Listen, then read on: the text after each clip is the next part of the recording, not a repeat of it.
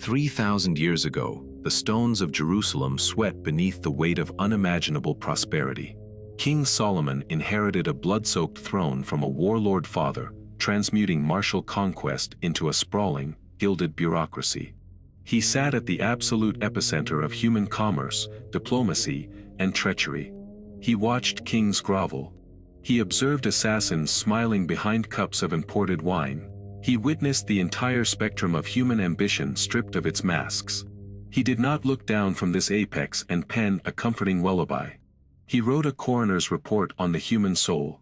Wisdom is not a gentle instructor, it is a predator that hunts ignorance.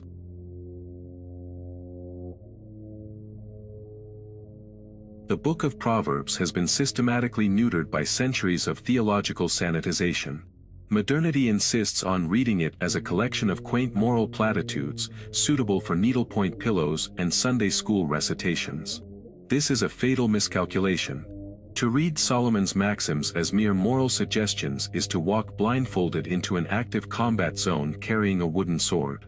Proverbs is a clinical, unforgiving behavioral strategy guide. It is a forensic analysis of how men and women actively engineer their own destruction. King Solomon's most dangerous lesson remains hidden in plain sight. The world is not a courtroom that rewards good intentions.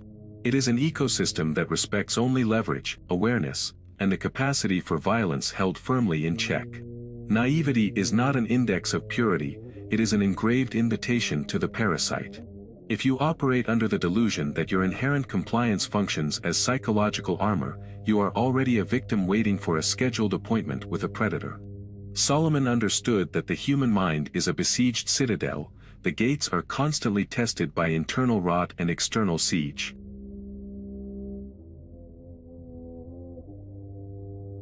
To survive, one must first categorize the enemy.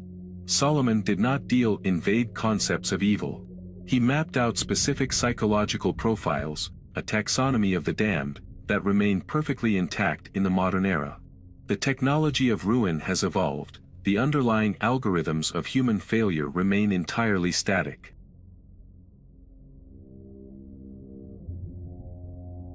The tragedy of the naive is their unwavering belief that the wolf will spare them because they are vegetarians.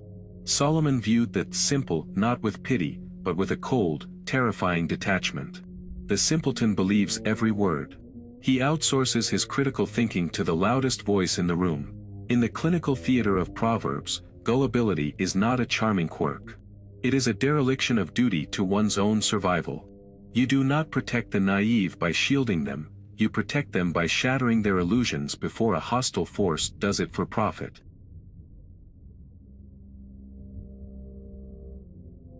Dostoevsky warned us of the man who lies to himself until he is offended by everything.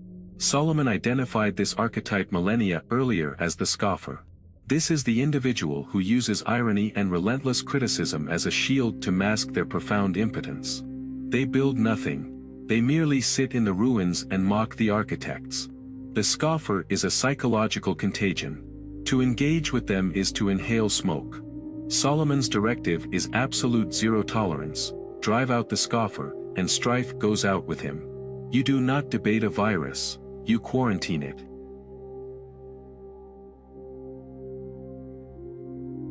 McCarthy wrote of the bleak, ash-covered wastelands of a dying world. The sluggard carries that wasteland internally. Solomon's portrayal of laziness is not about missed deadlines, it is a horrifying study of slow-motion suicide. The sluggard rationalizes his inertia, hallucinating obstacles to justify his paralysis. He falls in love with the precise mechanism of his own starvation. Entropy is the natural state of the unmastered mind. Without the deliberate, jagged application of discipline, the human animal defaults to a state of absolute, decaying stasis.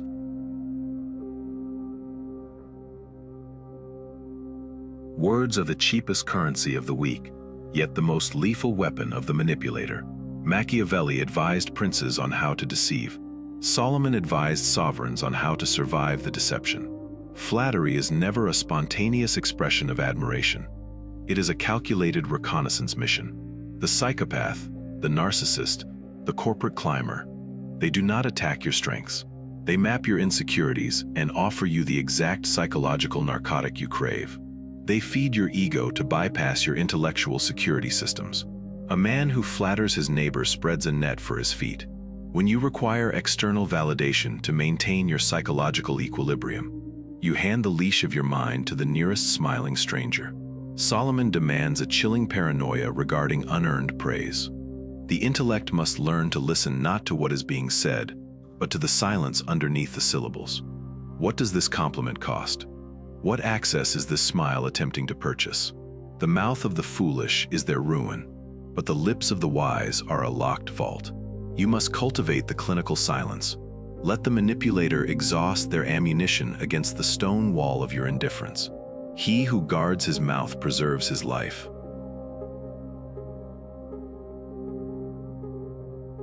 If naivety is the trap set by others, pride is the gallows you build for yourself. Nietzsche understood that a man's convictions are more dangerous enemies to truth than lies. Solomon codified this as the ultimate law of psychological gravity.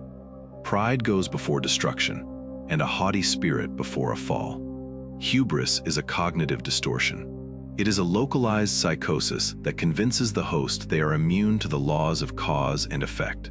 The arrogant man stops gathering data. He ceases to observe the environment. He mistakes a temporary streak of luck for inherent divinity. This is the feverish delirium of the ego.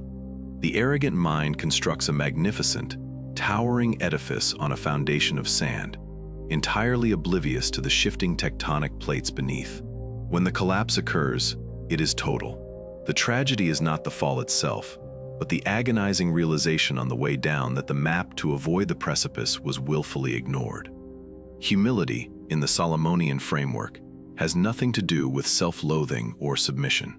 Humility is raw, unvarnished situational awareness. It is the brutal acknowledgement of your own blind spots.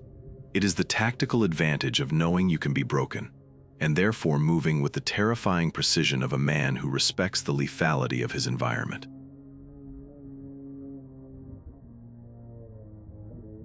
Solomon dedicates vast tracts of his manuscript to the archetype of the seducer. While historically interpreted through a strictly puritanical lens, the psychological architecture of this warning is far more profound. It is a rigorous study of the human addiction to the shortcut. The seducer represents the bypass. They offer the illusion of intimacy without the grueling labor of trust. They offer the aesthetic of success without the agonizing process of competence.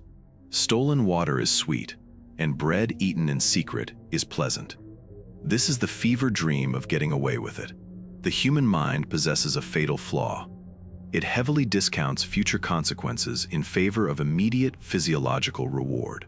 The trap is meticulously designed to appeal exactly to the starved sectors of your psyche. The mechanism of ruin is heavily perfumed.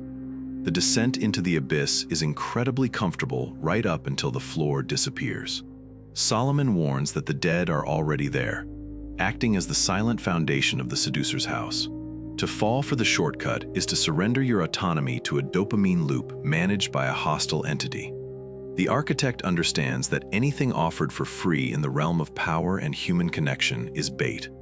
The price of the shortcut is your sovereignty.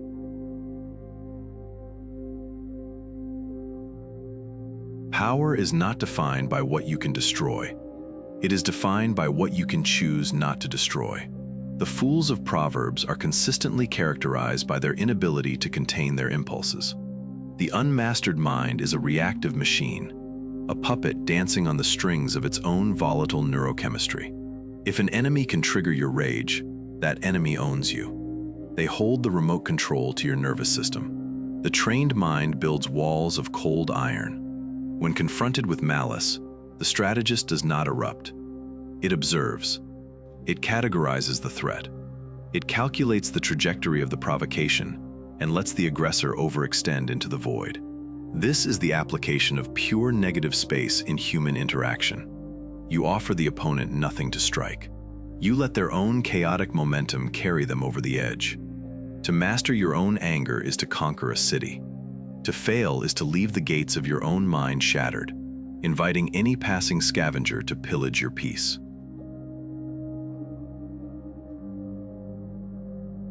We do not study the anatomy of ruin to wallow in the bleakness of the human condition. We dissect the corpse of failure to extract the serum for survival.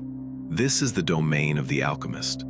Dark psychology, stripped of its malevolence, is the study of human mechanics.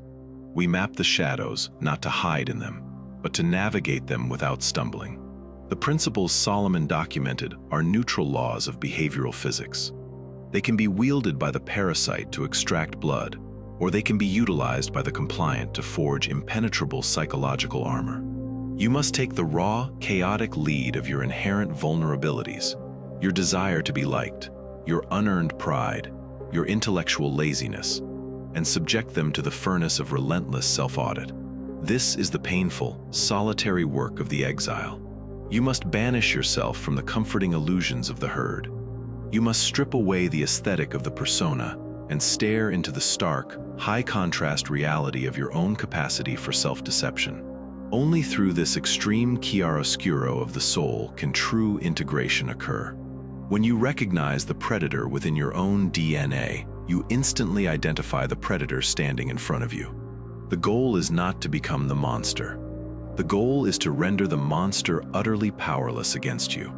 When the illusions burn away, what remains is not ash, but the sunrise gold of sovereign autonomy, a mind that cannot be flattered, cannot be provoked, and cannot be deceived, an intellect that moves through the dark terrain of human ambition with the cold, illuminating precision of a solitary torch. Solomon left the blueprint etched in stone and blood. The traps remain identical. The predators are still hunting. Stop outsourcing your security to the fragile hope that the world will suddenly become kind. The world will not change its nature. You must change your density. Join the arsenal. Secure the blueprint. Subscribe for weekly dark psychology breakdowns.